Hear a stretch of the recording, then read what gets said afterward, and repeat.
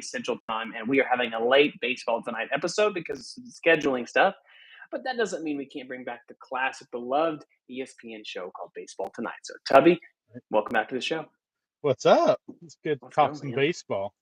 That is true. Just want to throw this out there. My Cardinals They did. beat your Dodgers this weekend on the series.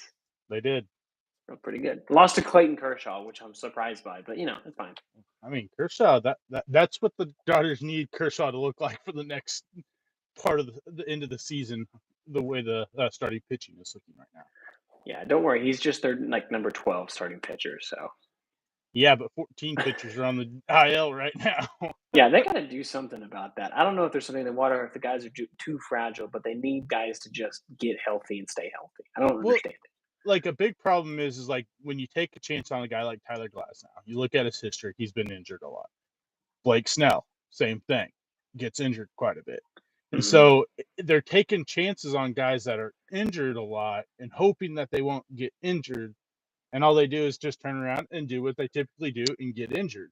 And it's the same thing with Kershaw. Kershaw hasn't been healthy since, 2016? Yeah. So, I mean, no, he really hasn't. It's been, unfortunately, that long. It's been a long time. Yeah. Yeah. So, I mean, it's kind of their own undoing, picking, going after guys that just aren't, workhorses, because I mean it's kind of hard to find that in today's day when it comes to baseball, but they bet on the wrong horses right now. Yeah, but maybe that's why baseball is so tough to be repeats. To they have all the depth that you could need because they need it. So it was just a good series. A lot of home crowd. Anytime the Dodgers play anywhere, they bring a lot of fans. Yeah. So, excuse me. That's what happens when we go live. You get me sneezing. So follow me. It was coming. I've been outside for quite a bit here playing softball. So, all right. Well, Tubby, I know you wanted to lead the show with a couple kind of facts and ideas, a little bit of maybe some trivia. What you got for us today? Okay, so this one I thought was pretty funny, and we've talked about this guy a lot early on. Charlie Morton. So back in 2009, Charlie Morton was on the Pirates with Jack Wilson. And he was pitched in that game against Matt Holliday. Well, the other day, he pitched in a game with Jackson Holliday, who's Matt Holliday's son, against Jacob Wilson, who's Jack Wilson's son. Yeah, that is absolutely insane. Yeah. And then the other one, this one's a good one too. Ellie De La Cruz broke one of Tony Gwynn's records the other day. What was it? Striking out more than Tony Gwynn in a career. That's wild. Tony Gwynn played 2,440 games. Struck out 434 times. Ellie De La Cruz has played 319 games. And at that point, he had struck out 435 times. Yeah, he's had a pretty bad strikeout rate, but to put that in perspective, that is absolutely insane. And I would argue that Ellie hasn't had to go against guys like Glavine and Maddox and Pedro Martin, like all these other guys, whereas we've seen this from Ellie De La Cruz. But, I mean, Tony Gwynn wasn't hitting 120-mile-an-hour home runs either. But it just shows you the difference in baseball nowadays. I mean, to say you've played 2,100 less games than a guy, and you're supposed to be this like up and coming rising star, and you've already struck out more than him in 319 games. You're striking out more than once per game.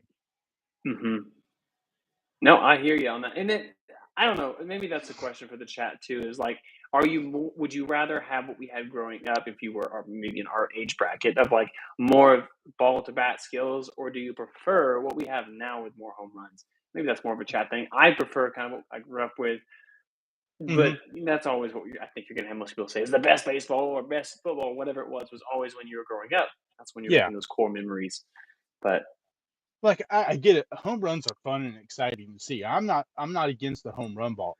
I'm just against everyone trying to swing their hardest at every single pitch, no matter what the circumstance, situation. You may have runners on first and second or first and third, one out, and you're trying to hit a bomb instead of just trying to hit a simple sac fly and score the run.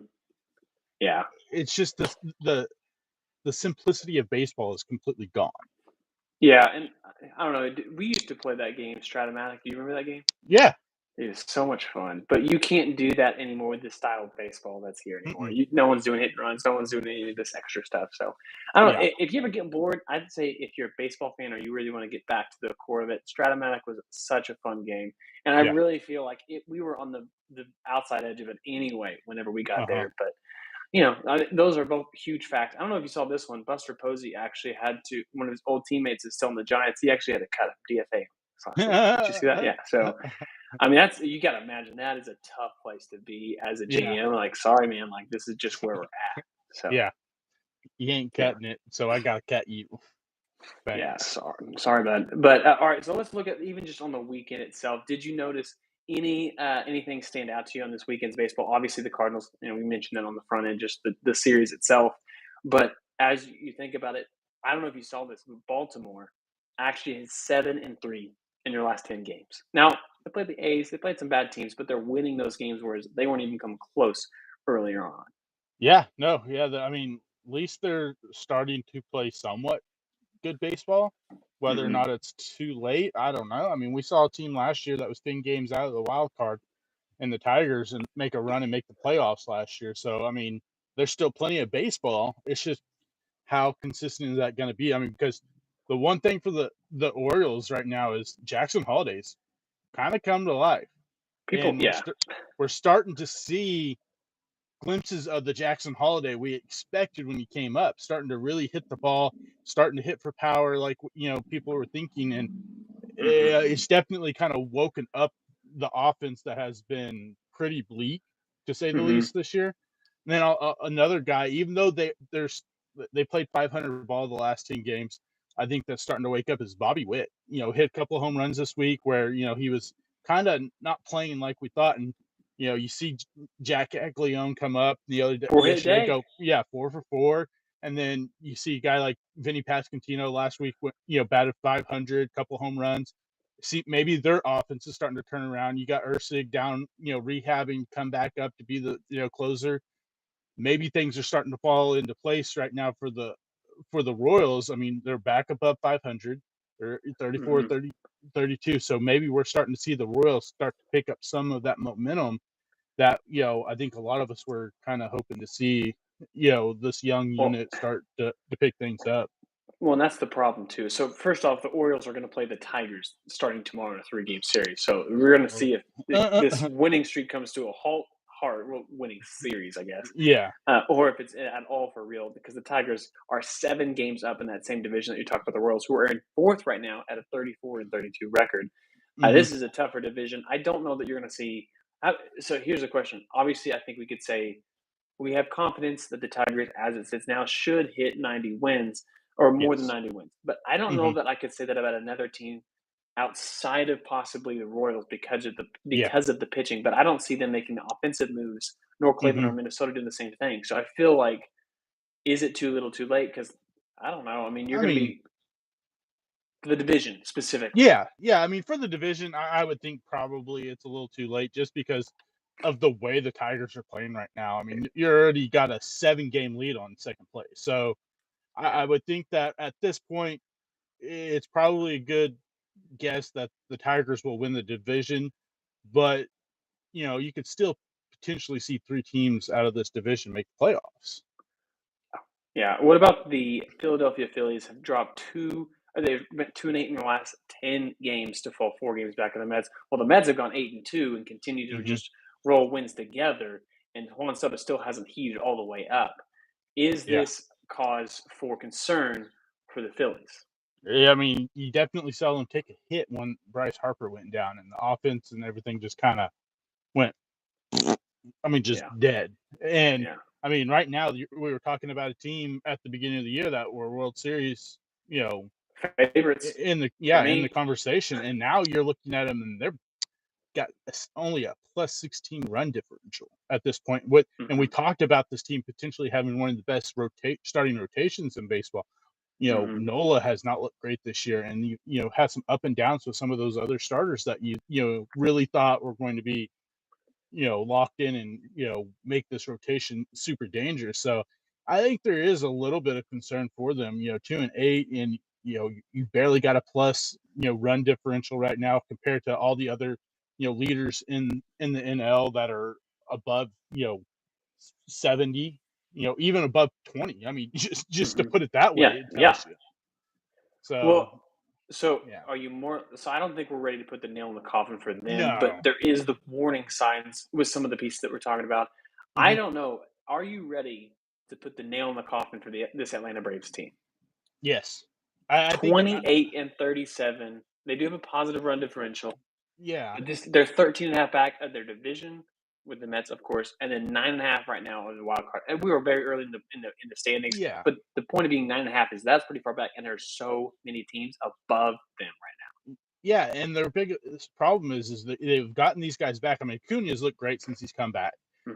Strider's had, some good games, but he's also had some bad games. And then you look at the rest of it, and then the I think there's some turmoil within the clubhouse. There's a lot of disruption with uh Snicker right now that Hmm. they aren't really, the players aren't super happy about. I mean, I don't know if you saw it the other day, well, whenever uh Shaver got hurt. He wasn't even paying attention. And Shaver's waving at the dugout saying, "Hey, I'm hurt." And he throws a couple more pitches and he's like, "Hey guys, someone come out here." And finally, uh it was Spencer Strider went up to him and said, "Hey, there's something wrong. You need to go out there and get him." And that's exactly what happened to Strider last year. They weren't paying attention and he kept on throwing even though he was hurt, throughout that game. And then there was another situation. I can't remember what it was, but you know, they show Snicker just sitting there just like this on his barrel, just like, doing nothing, not even paying attention. And they're like yelling at him, like, "Hey, did you see what happened?" And then you have a guy like Jared Kalenic, hit a pop fly out in the outfield and just kind of jogs to first. And if he would have ran hard, probably would have been a double and could have been a Hmm. triple. And they asked Acuna about it, and they're like, "If that was you, what would have happened?" And he said, "I would have been benched." Yeah, cool. We've seen that. Yeah, and so Yeah. I think there's a lot of stuff going on in the background that a lot of people aren't paying attention to. And if Snitker gets fired in the next couple weeks or around All-Star break, I wouldn't be surprised just because they have very underwhelmed over the last couple years. Yeah, injuries have played a part in that, but you also look at a lot of the offensive weapons that they've had. We've seen Riley have a down year last year and having somewhat of a down year this year. You look at Olsen. Olsen's had two, bad Oh, years Matt now. Olson years at this point, Yeah, honestly. yeah, and it's just kind of like all this stuff's kind of bubbling up, and I would not be surprised if we see him get canned in the next couple weeks. I know, and that is such a wild thing to look at right now. I mean, they're behind the Nationals, and the Nationals have a really good young core coming up. Hmm. But this is an absolute disaster with the amount of money Yeah. they have locked in contracts for some of this young talent because they realize that Atlanta Braves are trying to do what other markets like St. Louis, Hmm. the Twins, like what these type of markets have to do to compete with places like the Yankees or the Dodgers Yeah. or the Mets because they can't keep that up. And right now, you're looking like this is what it can look like if it goes bad. So I think you're right. You're onto something. It's got to be the leadership that shifts it a little bit. Yeah. Yeah. Any belief in a team like the Tampa Bay Rays or the Toronto Blue Jays right now? Both had really, really great weeks at 8-2 and 7-3 of the last 10 games. Um, what say you? I mean, this is a typical Rays thing we see. We see them have good, regular seasons. It ain't gonna be nothing until I can, see them actually do something in the playoffs and not, get swept and only have 1,000 people at an opening playoff series game. Hmm. Yeah. So I'm not gonna really put too much into either of these right now. They have to prove to me more. I mean, we see this year in year out from both these teams that they'll go on these runs and they'll look really competitive. Then all of a sudden, towards the end of the season, they're just awful. Yeah. Well, okay. So, and I'm not disagreeing with you on that one, but I am going to say like we have to say something about the AL West because we haven't mentioned it yet. The Astros 6-4, they are winning the division right now. The Seattle being Yeah. Seattle right now. Is there any belief that a team besides Houston can win this? Is in position to make aggressive moves at the deadline? No, Jeez, to this is make gross. moves, absolutely Yeah. not. I mean, we've seen Seattle try to do some stuff. Trade for Randy Rosarina last year, hoping maybe it would spark something. I don't really know what the It's a Rangers bad have going trade. for them. Yeah, what the Rangers have going for them with all the the money issues with the TV settlements and stuff like that. I just don't see anyone really making a move outside of maybe the Astros doing something Hmm. because the Angels aren't going to chase. The Athletics aren't going to chase. So I don't think that we see much. If anything, we'll maybe see the Mariners call up a couple of guys. We saw him call up Cole Young last week, and he had a couple of good games. But is it going to be enough to propel this offense? I mean, you're starting to get some of your pitching back, Hmm. and you're getting worse. Yeah, I I know don't it. know. But that brings us to the next point. Do you know who currently leads the league in home runs? Cal Raleigh, It's Cal Raleigh. yeah, 26 home runs in 64 games. And keep in mind, he's a catcher. He is yeah, absolutely hitting the cover off the ball. Now is probably, I mean, he's hitting 270, which is still really good. yeah, for him. Where do you think he can approach 50 on the year? Oh yeah, I mean, Big Dumper has that type of power. It's a So, great nickname. yeah, Such a good I know nickname. it's one of the best nicknames in baseball. But yeah, no, I think he absolutely can. I mean, we've seen him hit for power, and he's doing it right now. Multiple home run games, and keep staying pace. Ahead of guys like Shohei Ohtani, who hit 15 last month, Hmm. and Aaron Judge, who hit 11. He's staying pace with these guys. I think there's a very realistic possibility we see him get close to that 50 mark. How many do you think make it to 50 this season? I'm gonna say 3. You think it's Judge, Otani, and Cal? Yep. What about Schwarber? I feel like he's the dark I horse that could sneak in. I could see Schwarber doing it just because we see those streaks that Schwarber goes on and where he just Yeah. is, can't miss a home run, and so he definitely could do it. His career high But is we only also 47 now. but we also have seen Schwarber go on these runs where he strikes out, 4 times a game, or 12 times in 14 games or whatever. So he's very toxic when it comes to swing and miss. If he can hit the ball and stay consistent like he does in those stretches for longer, yeah, absolutely we could have 4. But I think a safe bet would say 3. Yeah, more likely to finish with 30 home runs and 100 RBIs and hit at least 270. Pete Armstrong or Seiya Suzuki. Ooh, Both are super close right now. Both have 55 home runs, 17 and 16 home runs, and both. give me Pete Crow. I'm buying into the PCA right now.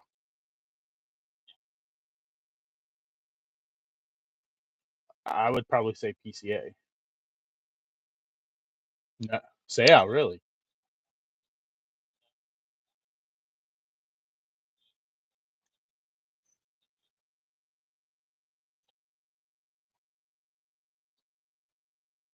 Yeah, that's kind of surprising. Good for PCA though to cut down on that strike route, right? Yeah, yeah. But I mean, I don't know what it's compared to like last year, but when he came up last year, that boy was striking out a lot. The name. PCA, like he is Oh definitely yeah, you know improved that strikeout rate. Like I said, I don't know what it's compared to last year, but when we saw him come up, last season at the end of the year, that boy was striking out a ton. And so hmm, maybe for him, he's starting to see pitches a little bit better. yeah. Last year we had we had 3, 4. How many is that? 6 pitchers that had at least 220 strikeouts. The most had 228. That was it. So it's a very close knit bunch. Right now we are on roughly pace to have about the same numbers. Scrubel, Sale, Mackenzie Gore, Garrett Crochet all on pace to beat that, and Carlos Rodon is the next closest one. Hmm. Do you think we have at least 6 that hit 220? Because we're not going to have anyone approach 250, I don't think, this year, nor are we going to have anyone that approaches the 300 mark, let alone. It's been a Hmm. while since we've had one of those. Yeah, I think there's a very good chance that we have. I'm going to say 5. I don't know if we'll get to 6. I'll go with the under. Go with 5. Now, what about wins? Total wins. Last year, we had 2 pitchers who had 18 wins. Right now, it's about the same. We have 4 pitchers with 8 wins. Yeah, I just don't think wins are such so important anymore in baseball that teams are so quick to pull guys. So I don't think we get that mark. Do you remember the last year that we had a 20-win pitcher? Trying to think. I I feel like I remember this, but I can't think of it off the top of my head. Very good. It was Spencer Strider in Okay, 2023. He had 20 wins. that's 2022, Kyle Wright had 21. In 2021, it was Julio Urias. So there's a name that you haven't heard in a while, man. yeah. Yeah, no, see, I thought I was thinking Strider, but I wasn't quite sure if I was thinking right. But yeah, Yeah, it used to be you used to get one. I mean, at least in the last decade, it's been 1 to 2 pitchers that get close to 20 wins, and now hmm it feels like 16 to 18 is the norm. yeah, And I'm still a yeah, proponent. Go get out there and get the win. absolutely. Yeah. Let the people pitch. So, well, Tubby, that's all I got so far for baseball tonight. Anything that you have that we haven't hit Pirate yet? Pirates need to trade Paul Skenes. Get him out of there. No, they don't. Yeah, he just they're wasting him already. I mean, What he, yeah. I mean, I'll have to send it to you. I can't think of the numbers right off the top of my head. His what they technically a full season. The part of the season he pitched last year to now, his numbers are just like Wait, mind he, blowing. he has 37 games so far, which is slightly more, but it's Yeah, 15-9 with a 1.93 ERA, and he has 260 strikeouts in 262 in a 224. Like that's his career so far, which yeah, is insane. yeah. Is that? And then you look at what he's done like the last 7 games. Like, well, the other day he pitched 7 innings, 2 hits, had like 10 strikeouts, and he gets a no decision. Doesn't give up a Shouldn't run. have shouldn't have played the Red Hot Phillies. It's just I feel so bad for the guy because he's got how many more years of this? Oh Just yeah, I mean I hear what you're saying.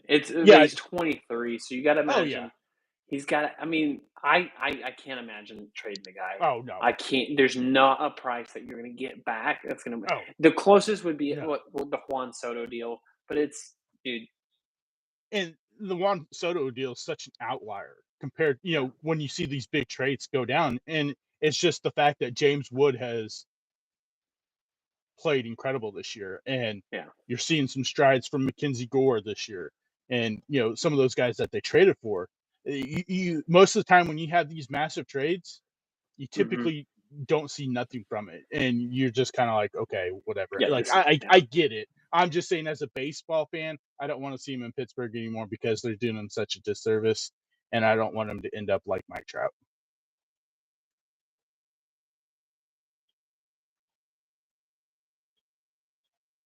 I mean, yeah, if they go out and do some things to make this team competitive, yeah, cool, but we know they ain't gonna do it.